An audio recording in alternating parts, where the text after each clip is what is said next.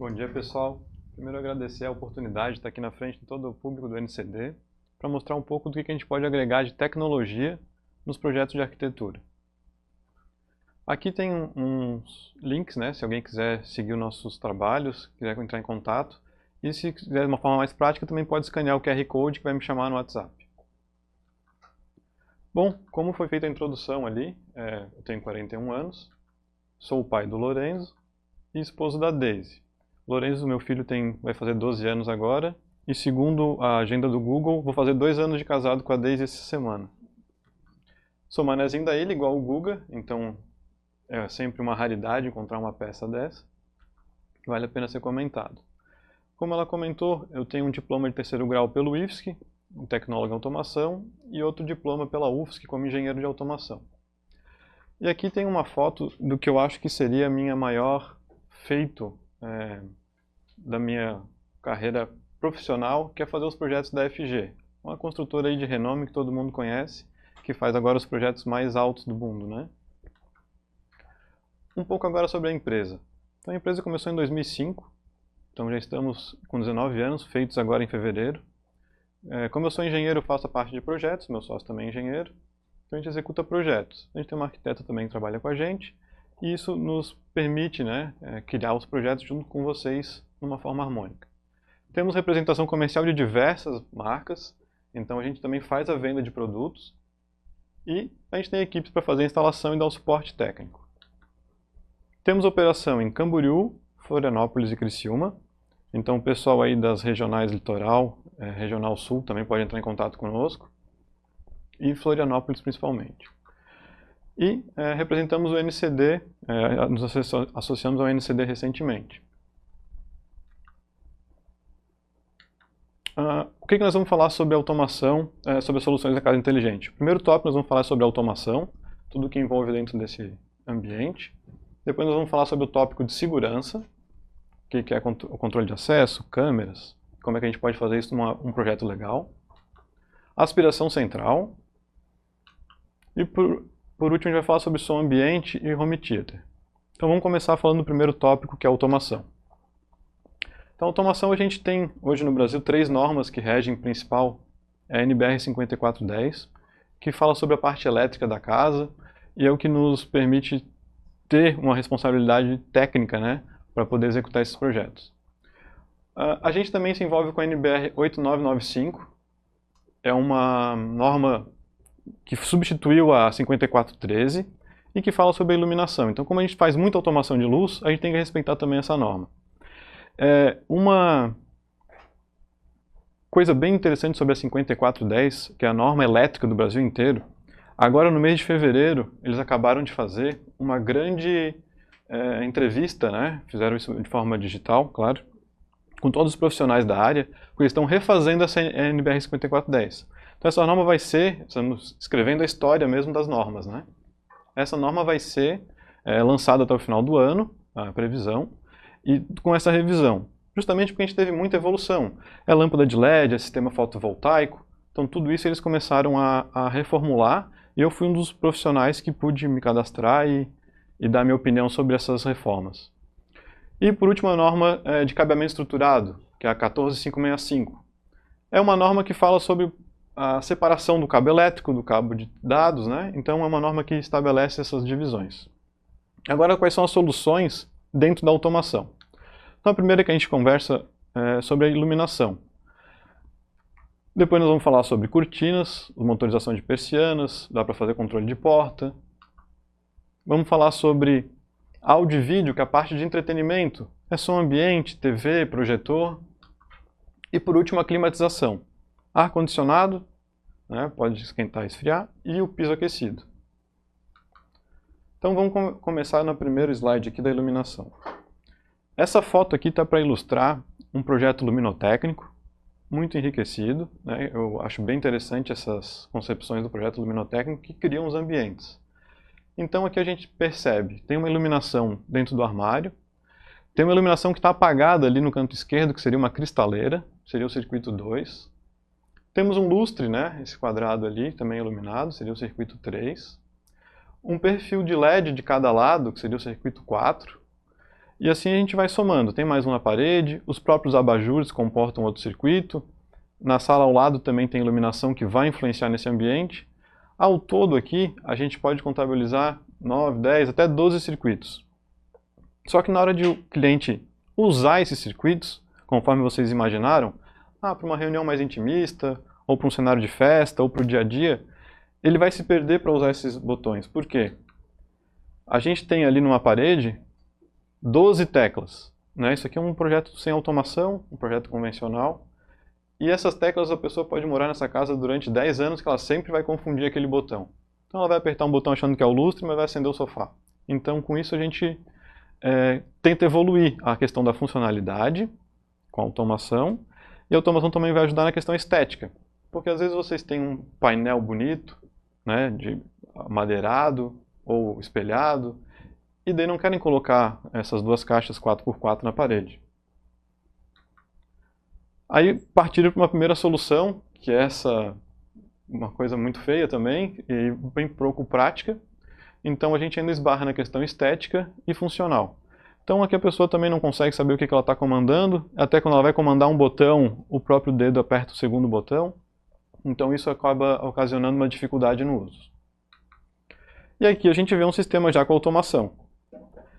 Então aquelas duas caixinhas 4x4 viraram uma só caixinha 4x2. Então a gente já reduz bastante ali essa agressividade no ambiente.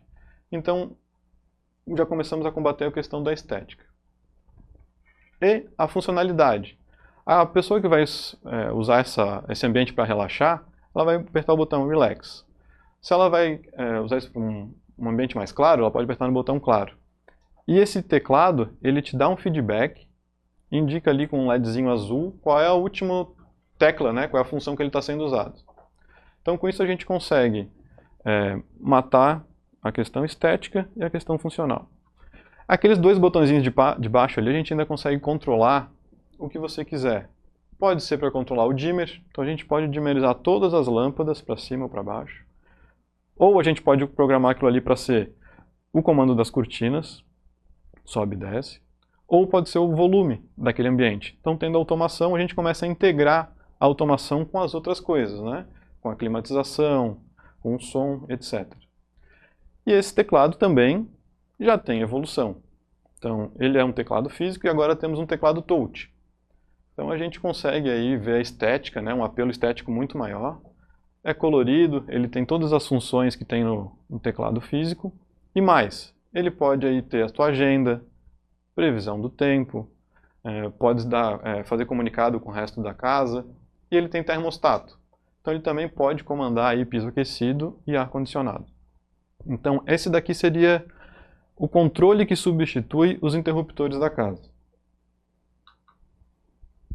Agora, quando a gente fala sobre ter inteligência, a gente tem projetos aí de automação mais simples que não tem inteligência nenhuma, que é a pessoa dá um comando de voz, liga a luz. A pessoa aperta um botão, baixa uma persiana. Então, você está comandando a casa. Isso não é uma casa inteligente. Então, para a casa ter inteligência, então partimos do pressuposto que ela precisa saber o que está acontecendo, com sensores. Então esse sensor que está na tela aí é uma fotocélula, é um sensor bem simples. Vocês devem conhecer, mas vou explicar. Quando o sol se põe, esse equipamento sabe que está escuro, e daí você pode programar para acender as luzes da casa. Não precisa nem ter automação para isso, é elétrico. Da outra forma, quando o sol nasce, esse equipamento desliga as lâmpadas. Então ele liga e desliga. Numa casa inteligente a gente já tem uma evolução um pouco maior desse. Então a gente tem aqui um sensor solar que, além de apagar as luzes, ele também fecha as cortinas. Como é que ele funciona? Esse aqui, por exemplo, é um caso que a gente fez num apartamento aqui na beira-mar de Florianópolis. A incidência do sol acabava manchando o piso e degradando a cor das colchas e dos estofados do sofá. Então esse equipamento aqui, esse sensor, ele não é liga e desliga. Ele vai de 0 até 3.000 lumens. Então quando ele chega ali em 2.000 lumens, ou seja, o sol está a pino, está queimando o sofá. A gente programou para fechar as cortinas. Então a gente tem uma funcionalidade para dar inteligência para a coisa, e daí sim a gente começa a usar a inteligência da casa em nosso favor. Então é muito interessante. Então, às vezes tem um investimento muito alto no piso ou nos estofados, e ele protege esse investimento. Um outro sensor de inteligência que a gente gosta de colocar nos projetos é o sensor de alagamento. Ele geralmente, já tem um monte de casa que tem isso, sem ter inteligência, mas eu vou explicar também. As casas, por exemplo, aqui na região de Jurerê, em que as garagens geralmente são no subsolo, e os carros ficam lá na garagem, e se chover muito ou se o lençol freático subir, pode dar um alagamento na própria garagem. Então esse sensor, ele liga uma bomba. Essa bomba não é nada dos Talibã. A bomba é um motor que joga água para fora, né? Ou para uma outra caixa. Então ele liga esse motor assim que atinge um certo nível de alagamento e evita que transborde. Só que essa bomba pode ter um problema, pode faltar luz, aí a bomba não liga. Com tudo isso acontecendo, vocês precisam estar alertas para evitar o problema que é, se não ligar essa bomba, tem que avisar alguém, para que essa pessoa tire o carro de lá, ou chame um gerador, um caminhão-pipa para drenar essa água que está brotando na tua garagem. Então, caso isso não aconteça, a gente tem essa situação aqui. Então isso aqui é uma foto real, não é montagem, não é IA. São casos que acontecem aqui em Florianópolis com certa periodicidade. Então, aqui na SC401, teve um caso bem sério desse, uns 3, 4 anos atrás, em que os supermercados, os shoppings ali, tiveram grandes alagamentos, grandes prejuízos. A gente tinha um monte de foto no jornal de carro embaixo d'água, as caixas do supermercado embaixo d'água. E a gente tem um prédio que foi executado lá na 401, que está aqui. Inclusive foi feito esse artigo, que está ali no lado esquerdo, né? Saving Cars from Water Damage, que é no SC401 Square Corporate. Então, o subsolo desse empreendimento comporta 3.000 carros. Se tivesse alagado, o prejuízo poderia ser bilionário. E a gente tem um sistema de automação que está desenhado do lado esquerdo, que a gente também aplica em casas. Então ali a gente tem um desenho no canto esquerdo, 2 bombas, M1 e M2, e assim que a água sobe, liga a bomba 1. Se a água subir mais ainda, liga a bomba 2. Se a água subir mais ainda, ela grita, ela chama um síndico, chama alguém para poder ver o que está acontecendo. Então esse é o tipo de solução que a gente incorpora tecnologia para dar inteligência para casa. Um outro sensoriamento que moro em casa e quem mora aí nas regiões de praia também sofrem bastante é a falta de água. Então quando começa a faltar água fica aquele fio bem fininho, né, e o chuveiro bem quente. Então em todos os nossos projetos de residência indicamos essa instalação de sensor de nível. Então a gente pode saber se a água vai faltar e antever esse problema, né, para o nosso cliente. Então o cliente vai receber um push notification, né, o celular dele vai vibrar, ele vai olhar a casa falando com ele, vai faltar água porque o nível está baixo. E ele vai ter que tomar a atitude de ligar para um caminhão-pipa ou, enfim, tomar banho no vizinho. Então esse sensoriamento a gente coloca em todos os nossos projetos, tanto na cisterna, quanto no nível da alagamento, quanto na caixa d'água lá de cima. E agora tem muitos projetos que tem também reaproveitamento de água da chuva. Então, quando estiver faltando água aqui da chuva, no período de estiagem, tem que jogar água da concessionária lá dentro. Só que ele não fica jogando direto, ele fica esperando chover. Mas na hora que ele está vazio mesmo, ele é obrigado a gastar água da Casan. Então esse sensoriamento é para dar informação para que o morador tenha a sua atitude, tenha a sua decisão de a ser tomada. Outra inteligência para casa. Aqui a gente tem um detector de gás. É um projeto bem americano, né? Esses sistemas de detecção de gás. E geralmente ele só apita, né? Ele faz um barulhinho ali localmente. Geralmente ele nem é monitorado por uma estação, nem nada disso. Ele só fica apitando baixinho. Numa casa inteligente, isso a gente tem colocado nos projetos e fica muito legal. Na hora que ele detecta que vazou gás na cozinha, ele fecha uma solenoide e fecha esse gás. Então ele evita que continue a vazar gás. Assim que você chega naquele ambiente, tá com cheiro de gás, vou apertar a luz para me achar aqui no escuro. É nessa hora que acontece a fagulha, né, o gatilho que inicia o incêndio, porque a luz acende. Então, enquanto está com o ambiente poluído com esse gás, ele impede que essa lâmpada seja ligada. E ele toma a decisão de ligar o exaustor. Então, ao mesmo tempo que ele evita piorar a situação, ele limpa o ambiente, ele também te avisa. Ó, foi detectado gás na sua cozinha. Então, tudo isso aqui é realmente abraçando a inteligência da casa com sensores. Agora a gente vai falar para o tópico aqui de segurança, né? A gente estava falando muito de automação, a automação já estava se envolvendo com a parte da segurança, e agora a gente vai falar um pouco mais da segurança, mas ainda com bastante tecnologia de sensores. Essa foto aqui é um ambiente que vocês, atualmente, né, os arquitetos têm decidido por usar muito esses painéis ripados. A porta ali fica camuflada ali num mimetismo, né, nesse ripado também. E logo em seguida vem as questões técnicas. Ah, como é que vai abrir a porta? Onde é que vai ser a fechadura? Que acabamento de puxadura eu vou colocar? Então essas questões técnicas, a tecnologia pode ajudar também. Então, se não for feito direito, ela pode prejudicar o seu projeto. Então eu vou colocar aqui uma biometria grandona na porta, né, um equipamento aparente ali na tua fechadura.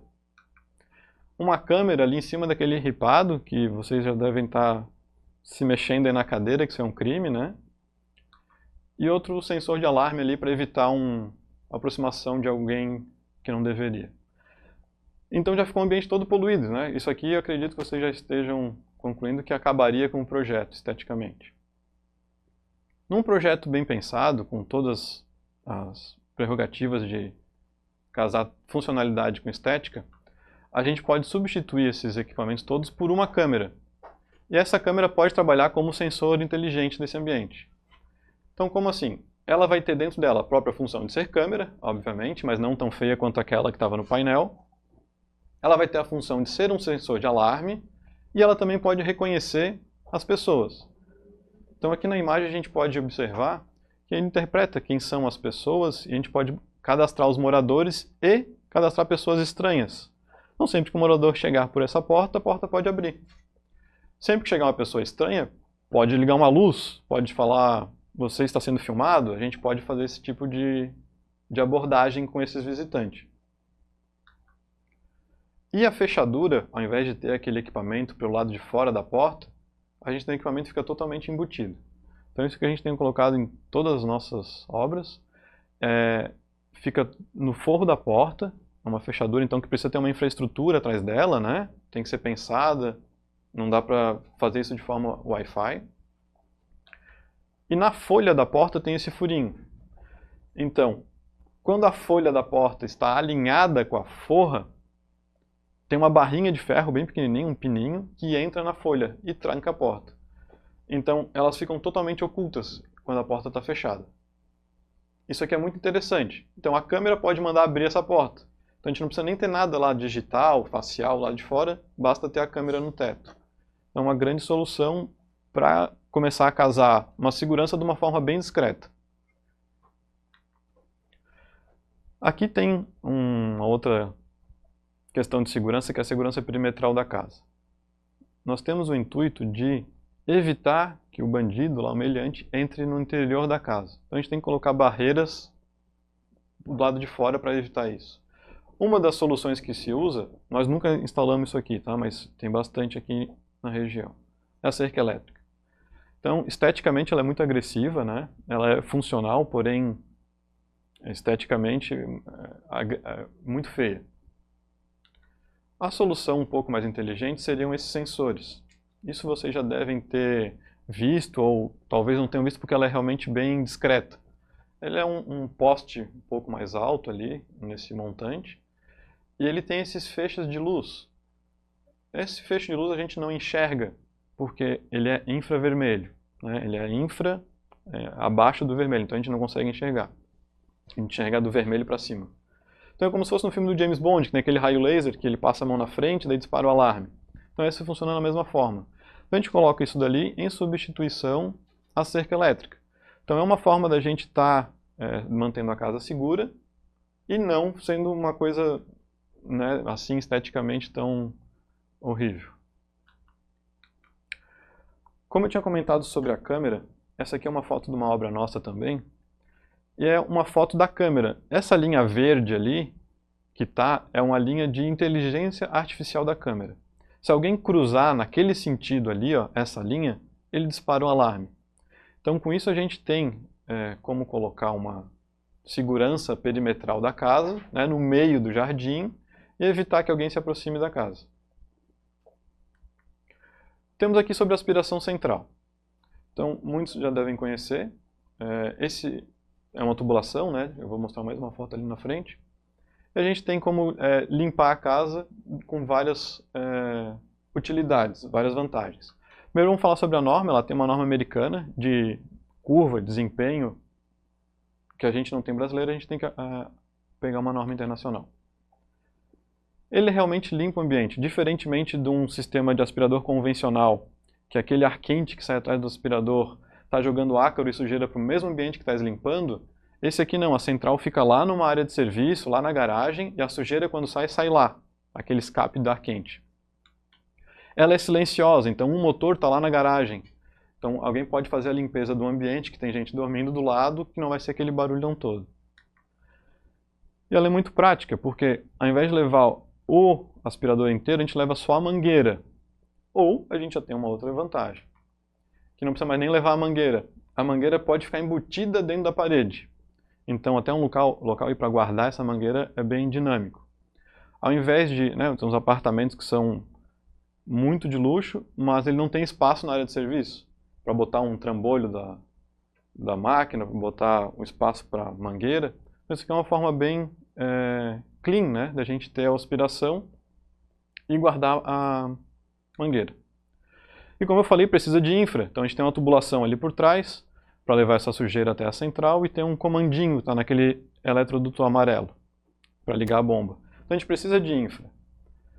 E para ter a infra a gente precisa de projeto. Então esse aqui é um projeto que a gente fez, tanto confeccionou quanto já executou, e nós fazemos os projetos em 3D, né? Da aspiração principalmente, em BIM ou em SketchUp. Então com isso a gente consegue entregar na mão do hidráulico que vai executar essa tubulação lá na obra, exatamente o que ele tem que fazer, porque a gente tem que respeitar curvas, não pode usar T, a curva tem que ser longa, não pode ser joelho. Então são várias coisas que a gente reforça e mostra ali como é que tem que ser exatamente feito. Aqui tem uma foto da Marília Ruschel. A gente está com essa foto para mostrar o quê? Hoje os nossos projetos contemporâneos e modernos de arquitetura é muito concreto e muito vidro, como está nessa foto aqui. Se a gente parar para pensar, se o cara quiser fazer uma automação, quiser botar uma câmera lá na frente da obra, não tem como a gente depois quebrar a parede. A parede é de concreto ou é vidro, então a gente tem que estar com um projeto bem feito. Então essa imagem aqui é para assim, ó, se o cara quiser colocar uma câmera lá na ponta da casa, como é que ele vai fazer? Então essa foto é justamente para ilustrar isso, a gente precisa de projeto. Da mesma forma para o som. Então tem uma caixinha aqui da JBL, que não é o que eu quero vender, não é o que eu quero mostrar. Tem outra caixinha da JBL, pior ainda, que é mais volumosa, pisca um monte de coisa colorida. Então isso daqui num projeto que vocês tenham pensado ali, num todo um layout, num acabamento estético, isso aqui acaba com o projeto. A nossa indicação é um projeto de som bem compacto, bem oculto, fica embutido no gesso ou na parede. E essa caixinha de som, então, vai sonorizar Spotify, o que vocês quiserem, YouTube, vai conectar com esses sistemas. Porém, a gente precisa chegar nela com um fio, né? A gente precisa ter uma infra para isso. Como eu falei, se precisa de infra, precisa de projeto. E se precisa de projeto, a gente precisa também de um profissional que execute esse projeto. É essa a nossa proposta. É a gente estar desde o começo da concepção do projeto para conseguir ter essa infraestrutura na obra e conseguir fazer as coisas ficarem ocultas.